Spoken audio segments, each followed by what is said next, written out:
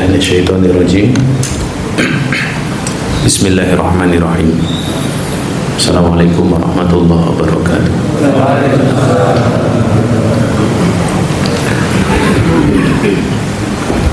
Innal hamdalillah wassalatu wassalamu ala Rasulillah wa ala alihi wa ashabihi wa man wala. Asyhadu an la ilaha illallah wahdahu la syarika lah. Asyhadu anna Muhammadan abduhu wa rasuluhu la nabiyya wa la rasulahu ba'dah. Allahumma salli wa sallim ala sayyidina Muhammadin wa ala alihi wa ashabihi wa man tabi'ahum bi ihsanin ila yaumiddin. Allahumma la sahla illa ma ja'altahu sahla wa anta in syi'ta taj'alul hazana sahla.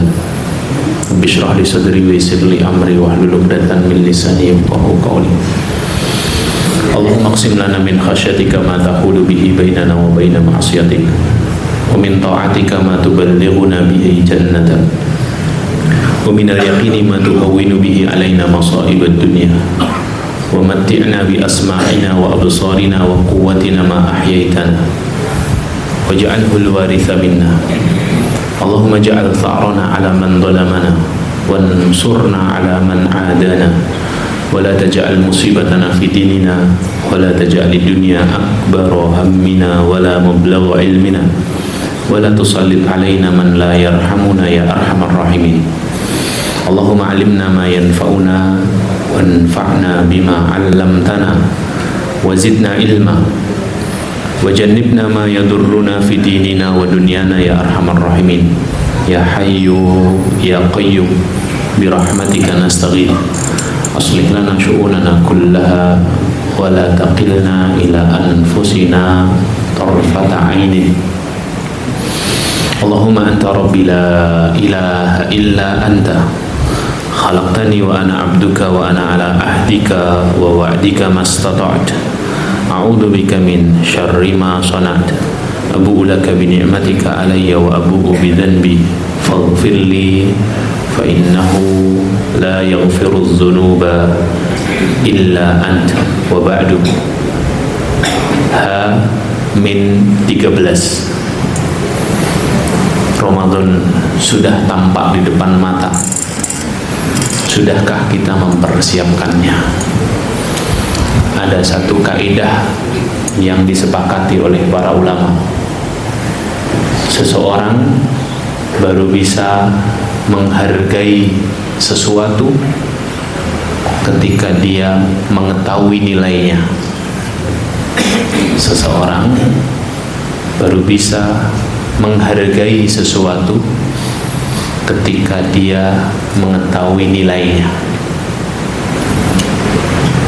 Mengapa ibadah kita terasa kering dan terasa kosong? Karena seringkali kita menganggap ibadah kita hanya soal perkara-perkara fikih, bukan soal kebutuhan hati. Sehingga kita menganggap ibadah kita ini hanya sekedar menggugurkan kewajiban, bukan kebutuhan seorang hamba kepada Rabb-nya. Maka cara agar kita ini betul-betul bisa menghadirkan rasa, agar ibadah kita ini betul-betul sebuah kebutuhan diri kita sendiri kepada Allah, bukan hanya sekedar kewajiban Rabb kepada hambanya, adalah dengan mengenali nilai apa yang sedang kita kerjakan. Kita baru bisa nanti menghargainya. Ada seorang ayah berwasiat kepada anaknya, wahai anakku, jika ayah nanti meninggal, bukalah lemari yang ada di dalam kamarku. Di dalamnya ada sebuah arloji yang nanti akan aku wariskan kepadamu. Jika kamu nanti menyambung hidup dan sudah tidak punya apa-apa lagi sepeninggalku, maka manfaatkanlah arloji itu. Aku berharap kamu bisa menggunakannya dengan sebaik-baiknya untuk menyambung hidupmu. Singkat cerita, ayah tadi sakit, kemudian meninggal. anaknya yang masih kecil melanjutkan kehidupan. Hari berganti hari, pekan demi pekan, bulan berganti bulan. Akhirnya bekal yang dimiliki anak ini habis. Dia ingat pesan ayahnya, buka lemari itu, kau akan temukan sebuah arloji antik yang kau bisa manfaatkan untuk menyambung hari-harimu setelahnya. Dibuka lemari itu, dia dapatkan sebuah arloji vintage, antik, sudah sangat lama. Dia ingat pesan ayahnya, kau manfaatkan arloji itu, kau bisa menjadi bekal untukmu melanjutkan hidup. Dibawalah arloji itu, dan tidak ada pilihan kecuali pasti menjualnya, karena dia butuh uang untuk menyambung hidup. Dia keluar dari rumahnya, dia susuri jalan-jalan di dekat rumahnya. Kemudian orang pertama yang ditemui adalah seorang penjual burger. Dia datangi penjual burger ini dan dia berkata, wahai tuan, saya punya sebuah arloji lawas. Berapa kau hendak membelinya? Aku tawarkan kepadamu. Si penjual burger yang sedang sibuk meracik makanan yang sudah ditunggu oleh pelanggannya ini pun melihat jam itu membolak-baliknya sebentar. Kemudian dia berkata, nah, ini jam sudah tua, baterainya saja sudah mati. Kalaupun aku beli, paling aku beli untuk berbuat baik kepadamu, bukan untuk membeli jam ini. Kalaupun aku beli, paling aku beli dengan 2 potong burger, kalau kamu mau. Si anak ini berpikir, kalau hanya 2 potong burger, 1 untuk malam ini, 1 untuk besok pagi, aku hanya bisa bertahan sampai pagi. Dia tarik jamnya, arlojinya, dan dia berkata kepada tuan ini, terima kasih tuan, saya akan mencari pembeli yang lain. Dia berpikir lagi. Pikirnya, mungkin si penjual ini terlalu sibuk. Dia datang kepada seorang tukang servis jam. Dia tawarkan arloji ayahnya. Ketika ditawarkan, si tukang arloji ini jawabannya tidak jauh berbeda. Nah, ini arloji lama. Kalaupun saya beli, paling hanya bisa saya manfaatkan kaca arlojinya dan jarum jamnya. Kalau boleh aku beli 100.000 kalau kamu mau. Anak ini berpikir, kalau burger tadi hanya bertambah, bertahan sampai pagi, maka kalau 100.000 hanya terpakai untuk seharian besok. Dia tarik arlojinya. Dia berpikir lagi, kepada siapa saya harus jual arloji ini. Dia datang kepada seorang pemilik toko jam. Dia tawarkan jam itu. Si pemilik toko membolak-balik arloji kuno itu dan berkata kepada anak kecil ini, wahai anakku, ini sudah tidak kepakai sekarang. Lihat model-model jam terbaru di etalaseku. Bahkan sekarang sudah keluar jam digital yang bersambung ke handphone. Ini kalau mau tak beli, paling ya untuk diriku sendiri karena aku penjual jam. 200.000 kalau kamu mau. Anak ini menggelengkan kepala. Cuman 200.000, bertahan 2 hari. Maka ditarik lagi arloji ini dan dia berjalan. Dia duduk termenung di pinggir trotoar. Dia masih terbayang dengan perkataan ayahnya, jika bekalmu habis, juallah arloji ini untuk menyambung hari-harimu. Maka kemudian dia tengok sebelah kiri ada sebuah warung barang-barang antik. Dia masuk ke dalamnya. Dia ketemu pemiliknya, ternyata pemiliknya adalah seorang kolektor barang-barang antik. Dia tawarkan arloji itu kepada pemiliknya. Kemudian si pemilik warung barang antik ini berkata, milik siapa jam ini, anakku? Ini milik ayahku, peninggalan ayahku. Tahu tidak, ini jam sangat langka di dunia. Hanya keluar beberapa seri saja, beberapa buah saja.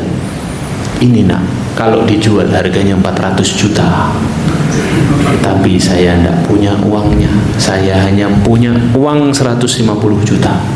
Kalau kamu mau, aku beri sekarang juga. Anak ini tanpa berpikir panjang berkata, mau Pak. Dibayar 150 juta, si anak ini dapat melanjutkan hidupnya. Si kolektor jam punya selisih 250 juta untuk menjualnya lagi. Ya Allah, apa pelajarannya? Seseorang yang bisa menghargai sesuatu adalah dia yang mengetahui nilai sesuatu. Kita tidak mungkin menghargai datangnya Ramadan secara spesial dan istimewa kalau kita menganggap Ramadan itu hanya festival tahunan. Kalau kita menganggap Ramadan ini hanya bulan yang setiap tahun akan hadir di tempat kita, di situ kita semarak menyambutnya di permulaan, hangat di pertengahan dan dingin di akhirnya. Kita baru bisa menghargai Ramadan menit demi menitnya, jam demi jamnya, hari demi harinya, sampai kita keluar ke Ramadan ketika kita tahu nilainya. Dan para ulama telah memberikan informasi kepada kita tentang agung dan besarnya nilai Ramadan di mata Allah Subhanahu wa ta'ala. Inilah jawaban mengapa banyak para salafus salih itu menyiapkan Ramadan begitu luar biasanya. Ada seorang ulama tabi'in yang menutup tokonya bukan satu Ramadan.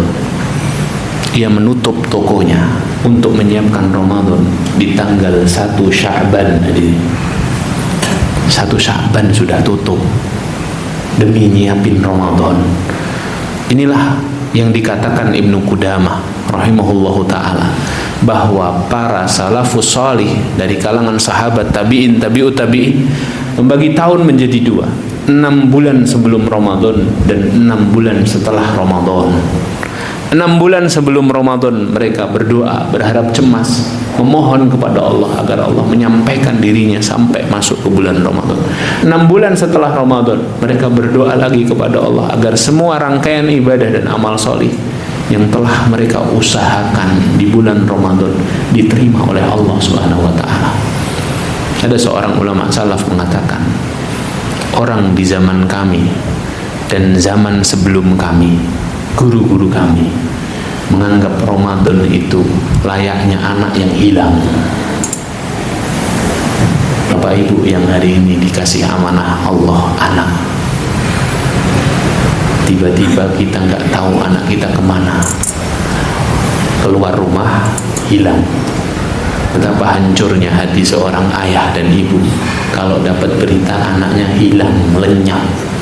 Hilang di Sulawesi, ketemu di Jambi, iya kan? Beberapa waktu lalu ada anak hilang di Sulawesi, diculik, ketemunya di Jambi dalam waktu 3 hari. Betapa remuknya hati orang tuanya itu kehilangan anaknya, dan betapa bahagianya ayah dan ibunya ketika dapat kabar anaknya ketemu, hadirin, masih utuh, masih hidup. Tidak kebayang ya, dan semoga tidak kita alami. Semoga Allah jaga anak keturunan kita dengan penjagaan terbaik. Amin Allahumma amin. Coba bayangkan seorang ayah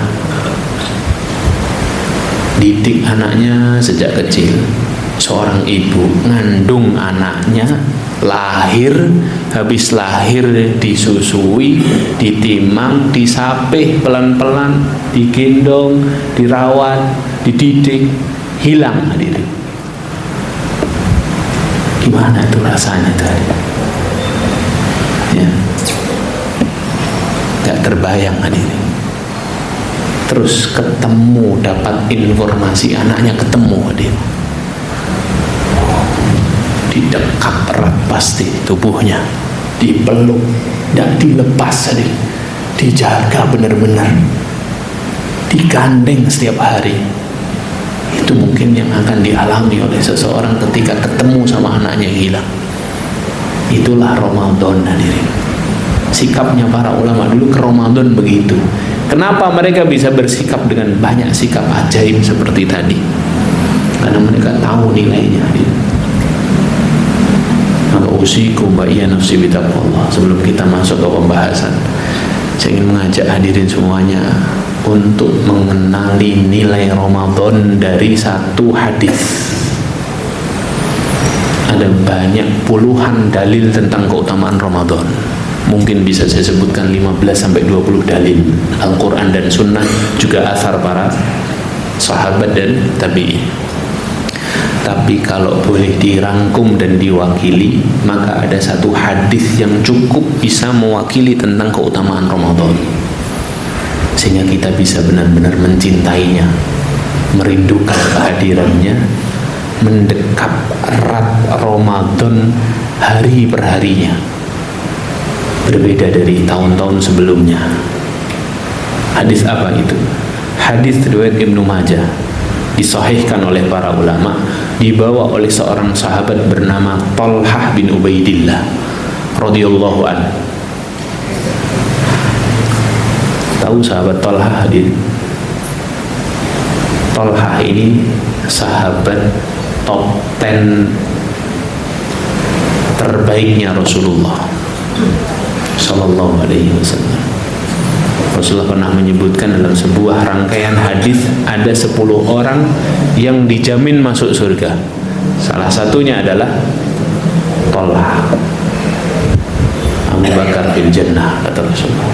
Umar fil jannah, Utsman fil jannah, Ali fil jannah, Zubair fil jannah, Abdurrahman bin Auf fil jannah, Sa'ad bin Abi Waqqas fil jannah, Sa'id bin Zaid fil jannah, Talhah fil jannah, Abu Ubaidah bin Al-Jarrah fil jannah.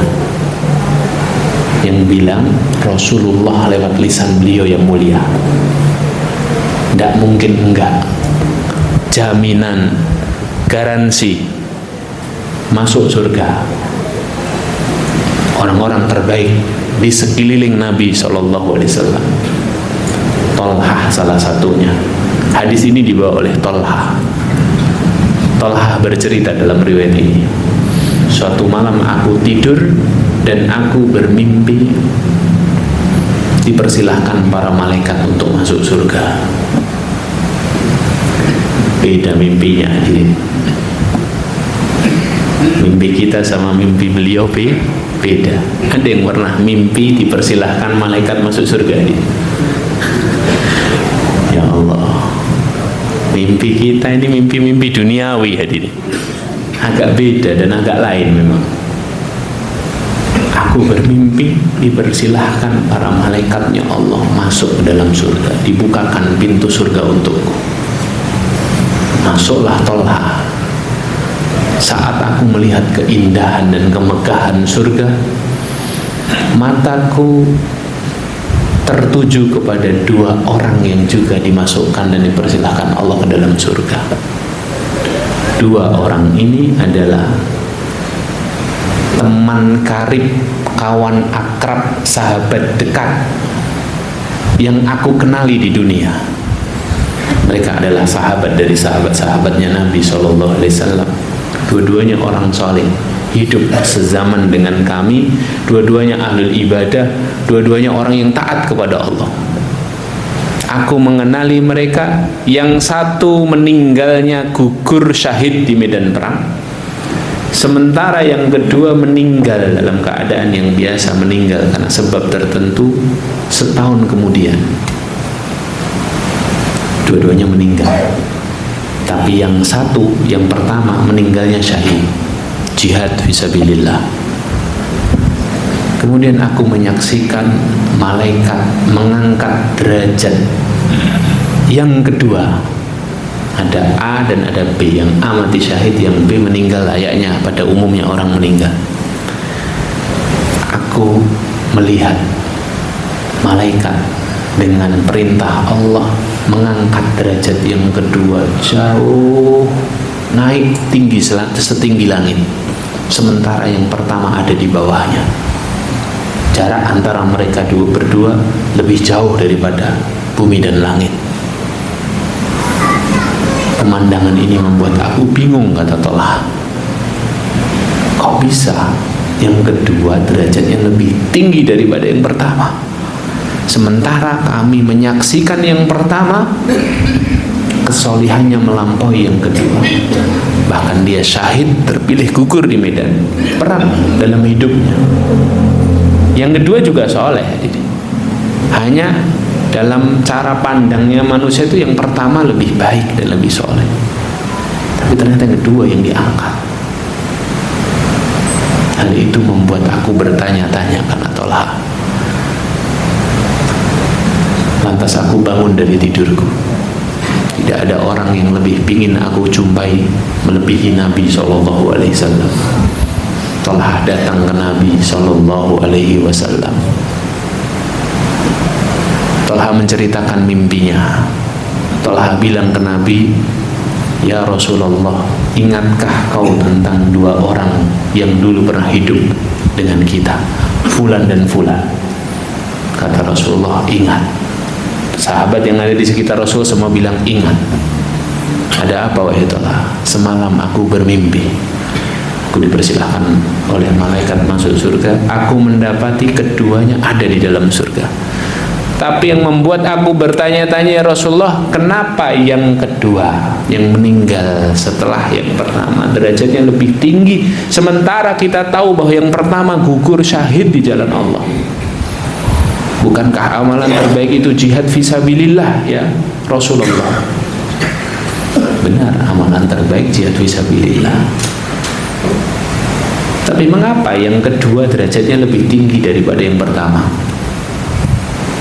Rasulullah mendapat cerita dan pertanyaan Tolha ini. Rasulullah lantas menanggapi dengan sebuah perkataan. Apa sabda Nabi SAW? "Alaysa qad makatha ba'dahu sanatan?" Ya Tolha, bukankah yang kedua hidup lebih lama 1 tahun daripada yang pertama? Qalu bala. Kata Tolha, semua sahabat yang ada di tempat itu berkata, "Benar ya Rasulullah. Yang pertama meninggal duluan, yang kedua hidup lebih lama 1 tahun. Kemudian Rasulullah bilang apa? "Bukankah kalau dia hidup lebih lama 1 tahun, dia bertemu Ramadan sekali lagi?" Benar ya Rasulullah. Yang kedua ketemu Ramadan lebih banyak daripada yang pertama. Kemudian Rasulullah bilang apa? "Fama bainahuma ab'adu mimma bainas sama'i wal ard." Atau kama qala Rasulullah. Sungguh itulah yang menjadikan jarak antara mereka berdua di surga, jaraknya lebih jauh daripada langit dan bumi di sisi Allah. Ya Allah, hadis ini cukup hadirin menjelaskan kepada kita, orang kalau dikasih kesempatan Allah ketemu Ramadan sekali lagi, dia orang pilihan hadirin. Tapi orang pilihan itu tetap maknanya dua hadirin.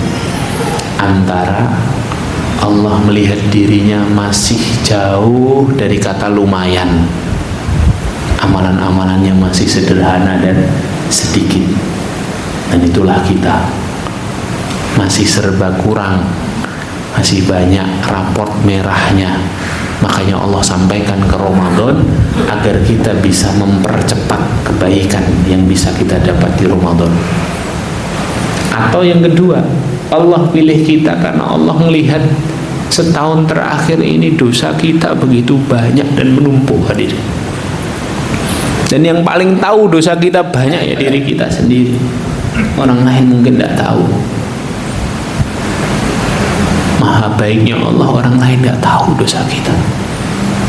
Allah sampaikan ke Ramadan agar Allah hapuskan semua dosa-dosa itu. Ghufira lahu ma taqaddama min dzanbi. Diampuni semua dosa. Maka ma'asyiral hadirin memuliakan Allah, tidak ada pilihan hadirin.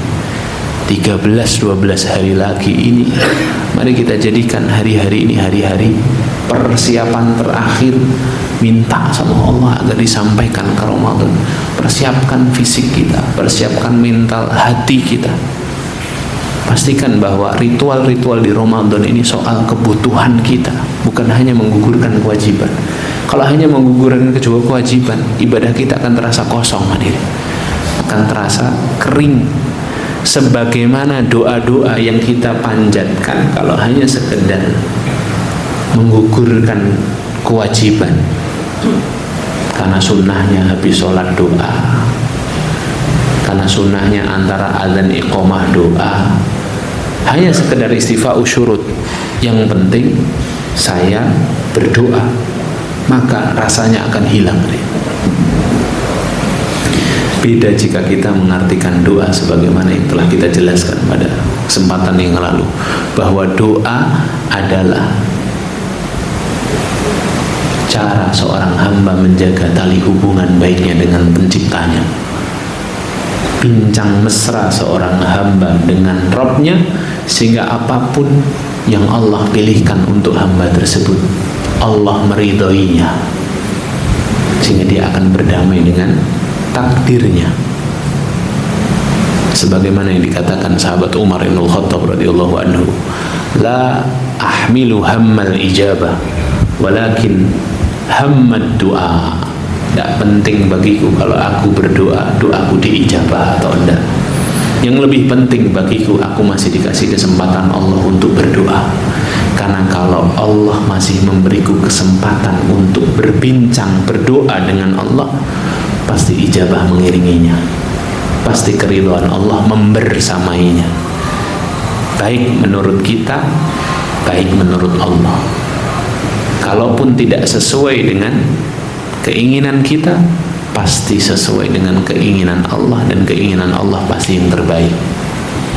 Sebagaimana yang telah kita jelaskan sebelumnya, bahwa doa ini adalah cara kita menjaga hubungan baik kita dengan Allah. Bersyukurlah kita masih dikasih kesempatan bisa berdoa. Banyak di antara keramaian hambanya Allah yang tidak ada waktu untuk mengangkat tangan. Dia disibukkan dengan semua aktivitasnya. Bukan dia tidak mampu berdoa, mungkin karena Allah tidak mau mendengar doa-doanya.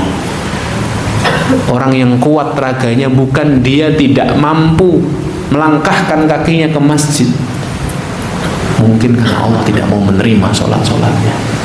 Orang yang banyak hartanya bukan dia tidak mampu bersedekah, mungkin karena Allah tidak mau menerima harta haram dan syubhatnya. Jadi ketika kita dikasih Allah kesempatan berdoa, syukurilah, karena rezeki utamanya adalah kesempatan itu.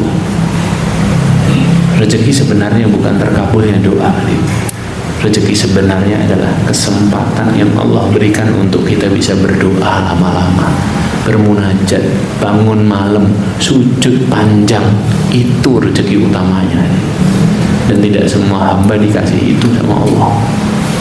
Maka kalau kita sekarang di fase itu, maka syukurilah. Itulah intinya. Itulah intinya.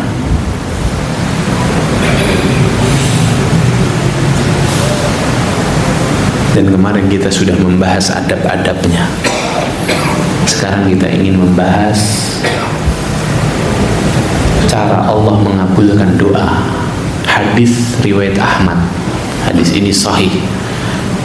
Rasulullah SAW bersabda, "Ma min muslimin yad'ullaha bida'watin laisa fihi ismun wala qati'atu rahimin illa a'tahullahu bi ihda thalath." Tidaklah seorang muslim berdoa kepada Allah dengan sebuah doa di dalamnya tidak ada unsur dosa, wala qati'atu rahimin, di dalamnya tidak ada unsur memutus silaturahim. Doanya doa yang baik. Illa a'tahullahu bi ihda thalath, melainkan Allah pasti mengijabahi doanya dengan satu di antara tiga cara. Syaratnya apa? Tidak ada unsur dosa, dolim sama orang, mencelakai orang. Maka Imam Ghazali bilang, kalau kita dizolimi sama orang, kondisi kita terzolimi, doa kita ijabah nggak? Ijabah. Hadis sahih, ittaqi da'watal madlum, kata Rasulullah, takutlah kamu sama doanya orang terzolimi. inna laisa bainahu wa bainallahi hijab, karena antara dirinya dan Allah tidak ada penghalang ijabah. Tapi kata Imam Ghazali apa? Di antara dosa lisan yang paling sering mengenai manusia adalah dia mendoakan buruk saudaranya. Orang terzalimi doakan celaka orang yang zalim, ijabah kan? Kalau menurut hadis Ahmad tadi yang barusan kita baca di awal, ijabah kan? Ijabah nggak? Enggak adil. Syaratnya tadi doa ijabah itu apa? Laisa fihi ismun, tidak boleh ada dosa. Wala qati'atur rahimin, tidak ada unsur memutus silaturahim. Tidak ijabah nih. Celakanya orang dolim itu bukan karena doa orang terdolimi. Celakanya orang dolim itu karena kedolimannya dibalas 2 kali sama Allah di dunia dan di akhirat. Bukan karena doanya orang terdolimin. Makanya kata Imam Ghazali apa? Di antara dosanya, di antara dosa lisan yang paling sering mengenai manusia adalah dosa mendoakan buruk saudara, walaupun dia kondisinya terdolimi. Jadi doain buruk itu hadirin, doain buruk. Ada orang dolim, ini orang dolim, ini terdolimi, dia didolimi parah pokoknya, didolimi, sakit dia, terpuruk hidupnya, merugi. Ketika dia mendoakan terus orang ini celaka, kamu celaka. Kata Imam Ghazali, bisa jadi intensnya doa celaka si terzolimi kepada si zolim ini melampaui dosa kezoliman orang yang zolim kepadanya. Kadar zolimnya segini ya dia. Segini aja kadar zolimnya. Ini sudah merusak orang, sudah membuat terpuruk hidupnya, sudah nggak punya harga diri dengan kezoliman orang ini. Kemudian dia sakit hati, dia doain ke sini, doain setiap hari, doain terus. Kadar zolim doa celakanya ini bisa jadi melampaui kadar kezaliman si zolim ini. Akhirnya yang jadi zolim yang mana? Yang doain buruk. Karena tidak ada doa buruk yang ijabah demi Allah. Terus saya doain orang yang zolim sama saya celaka, Ustaz orangnya. Jangan terlalu pede ya. Celakanya dia itu bukan karena doa kita. Celakanya dia karena kezaliman itu pasti akan menemui pelakunya, cepat atau lambat. Jadi orang ini pasti celaka. Apa kata Rasulullah? Babani mu'ajjalani uqubatuhuma fid dunya. Ada 2 pintu dosa yang balasannya dibalas 2 kali lipat sama Allah. Satu di akhirat, satu disegerakan di dunia. Al-uquq, al-baghyu wal-uquq kata Rasulullah. 1 dosa kezaliman, 2 dosa durhaka sama orang tua. Ini tidak hanya dibalas di akhirat tadi, sengsara hidupnya di dunia pasti. Nah, maka ketika kita ini punya privilege mendoakan apapun yang doa ini pasti diijabah sama Allah, maka jangan sibuk kita mendoakan si zolim. Kalau kita terzolimi, doa-doa yang baik aja Pak. Ya Allah, haji furoda ya Allah. Ya Allah, umroh Ramadan ya Allah. Ya Allah, istiqomah ya Allah. Doa yang baik-baik. Karena jelas doa yang ada unsur dosa dan memutus silaturahim tidak akan dijabah. Lihat, lanjut, lihat hadisnya tadi. Tidak ada seorang muslim yang berdoa dengan sebuah doa di dalamnya tidak ada unsur dosa dan tidak ada unsur memutus silaturahim, kecuali pasti Allah akan ijabahi doanya dengan 1 di antara 3 cara. 1 di antara 3 cara ini apa?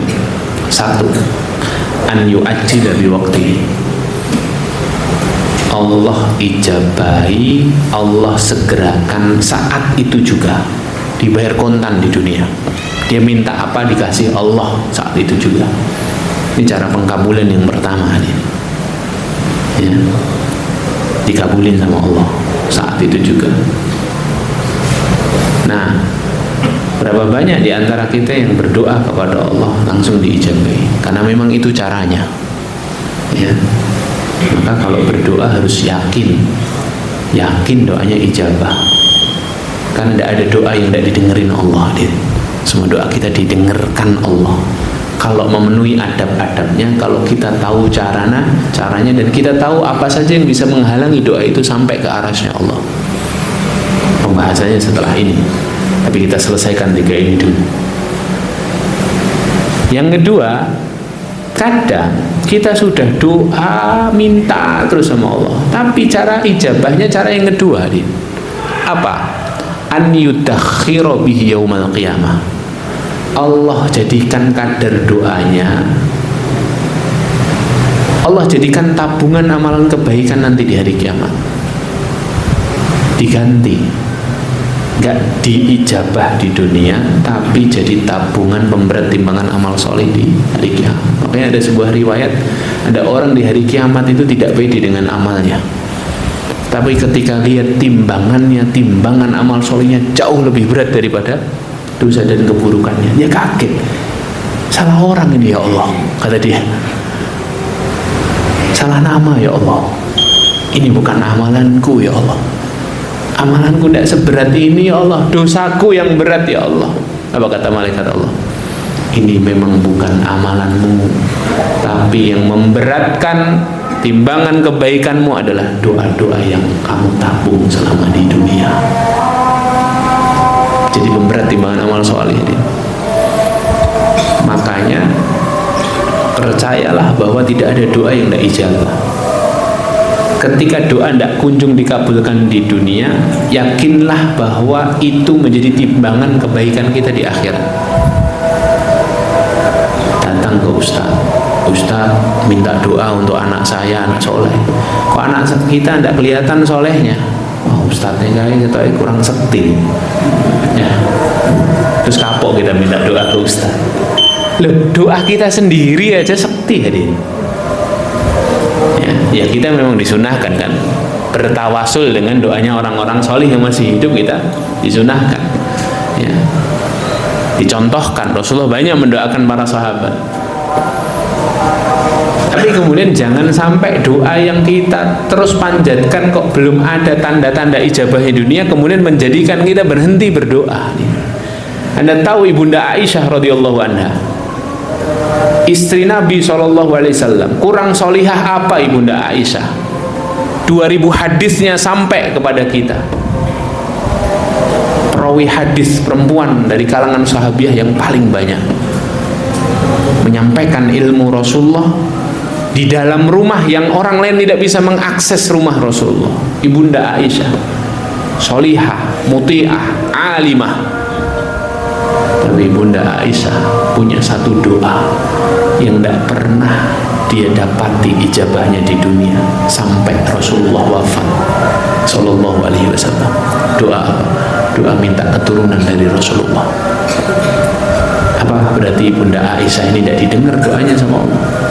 Justru yang membuat kita khawatir kalau doa-doa kita semuanya kontan di dunia dia. Jangan-jangan kita tidak punya tabungan di akhirat. Ngeri-ngeri juga itu hadirin ya. Jadi kalau tidak kunjung dijabah, berbaik sangkalah kepada Allah. Ini cara Allah memberikan kita banyak kebaikan di akhirat. Karena begitulah kata Nabi SAW. Atau yang ketiga Rasulullah SAW mengatakan ayyasrifa su'ahu mithlaha. Allah jadikan kadar-kadar doanya tidak langsung ijabah di dunia, karena Allah jadikan doanya itu menyelamatkan dia dari keburukan yang harusnya menimpanya, diganti dengan yang lebih baik. Spesifik doa A tapi tidak dikasih A, dikasihnya B. Kadang rasanya kecewa, tapi itu cara Allah menyelamatkan dirinya. Ya Allah, mobil ya Allah, nyicil-nyicil gak apa-apa ya Allah, gak nggak ijabah. Mungkin itu cara Allah menyelamatkan kita dari dosa riba. Iya kan? Ada orang serius lembur malam nyiapin semua presentasinya untuk besok ketemu investor di pagi harinya, harus berhasil. Dia lembur malam, sebelum tidur dia sempatkan sholat witir, dia doa sama Allah, ya Allah lembutkan hati investor nih ya Allah, biar besok cair ya Allah. Dia bangun subuh tepat waktu sholat subuh, selesai subuh tepat dia berangkat dengan sopirnya OTW bandara, masuk tol. Ternyata qadarullah masya'afa'al, di exit tol macet parah. Ada mobil listrik yang konslet, lagi musim ya, mobil listrik konslet kebakar, macet parah. Dia lihat jamnya, aduh telat ini, harus naik pesawat ke kota B, ke kotanya investor. Keluar sampai bandara dia terlambat 5 menit tadi, sudah tidak bisa. Dia lobby tempat counter check-in, tidak bisa Pak, Anda terlambat, tadi udah panggilan terakhir, nggak bisa, Anda harus beli tiket baru, penerbangan berikutnya. Sementara penerbangan berikutnya 5 jam kemudian hilang. Investornya ini orang penting, hanya bisa ditemui setengah jam dan tidak bisa ditemui lagi, sibuk. Dia menjadi orang yang paling menyesal di dunia. Dia duduk di bangku bandara, dia menyesali, apa salahku, aku sudah doa, aku sudah witir, aku sudah sholat malam, aku sudah sholat subuh tepat waktu, kok begini ya Allah. Setengah jam kemudian dia lihat layar televisi, breaking news, berita terbaru, pesawat dengan kode fulan jatuh di Laut Jawa. Setengah jam yang lalu dia jadi orang yang paling kecewa, setengah jam berikutnya dia jadi orang yang paling bersyukur kepada Allah. Gitu konsepnya hadirin. Yang tidak baik buat kita seringkali baik menurut Allah. Baca hikmahnya, pelan-pelan, sabar dulu, husnuzon dulu, pasti ada hikmahnya hadirin. Karena itu cara Allah mengabulkan doa.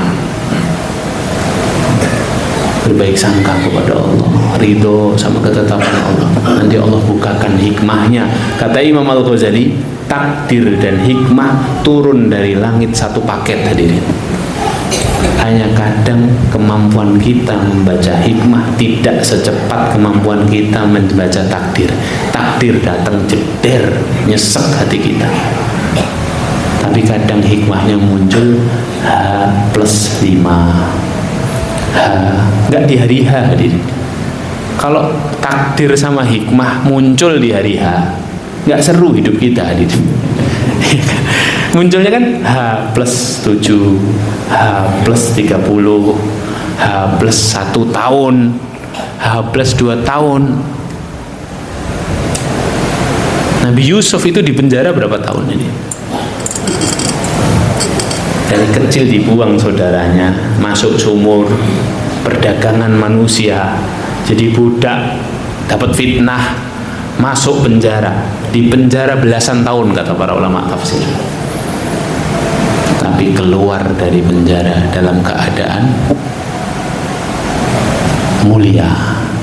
Hikmah dibuang ke sumur, ketahuannya setelah sekian belas tahun. Itu Nabi hadirin, itu Rasul kekasih Allah. Nah kita paginya dapat takdir, sorenya minta hikmah hadirin. Sabar dulu hadirin, sabar dulu, husnuzon dulu, dekat dulu. Mungkin kita terlalu jauh sama Allah, Allah ingin kita dekat dulu ya. Wallahu a'lam bishawab. Tambah satu ilmu ya, cara Allah ngabulkan doa. Besok kita masuk, besok Ramadan ya, Ramadan Syawal berarti ya, atau subuhnya kita lanjut ya. Ada jadwal? Saya nggak ada. Ada jadwal subuh? Ada nggak? Nggak ada ya. Coba nanti kita cari ya. Kalau ada jadwal subuh Ramadan, insya Allah kita lanjutkan penghalang-penghalang doa. Masih dalam menghidupkan hati sekali lagi bagian kedua. Barakallahu barakallahu fikum. Semoga bermanfaat. Aqulu qouli hadza astaghfirullah li wa lakum wa li sa'iril muslimina wal muslimati min kulli dzamb innahu kana barrar rahima. Kita tutup dengan bacaan hamdalah dan kafaratul majlis.